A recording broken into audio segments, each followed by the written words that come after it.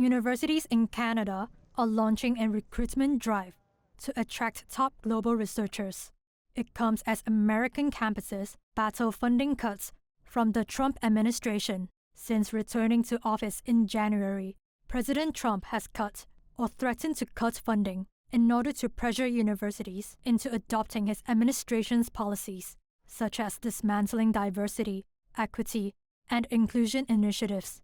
So far, only a handful of prominent professors have moved to Canada since the crackdown began this year.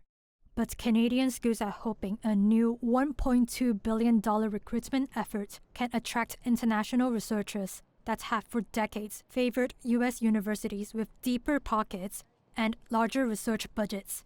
Sarah Seeger is a Canadian astrophysicist and professor at MIT who is moving to the University of Toronto. There's many reasons I'm returning to Canada, but certainly one of them are the budget cuts and also the huge uncertainty in science funding in the US.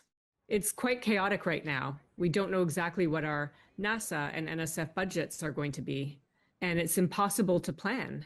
And we're seeing a lot of people have to shrink their research or even end some of their research projects.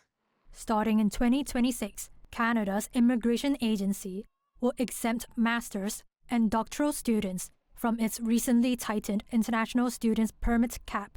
The agency will also accelerate visa processing for PhD applicants and their families to 14 days. Melanie Wooden is the president of the University of Toronto. We see really a once-in-a-generation opportunity to bring some of the brightest minds of our time here to Canada. But Canada faces its own challenges. A November report found that highly educated immigrants are leaving at nearly twice the rate of those with lower skills, often within 5 years of arrival, largely due to stagnant incomes.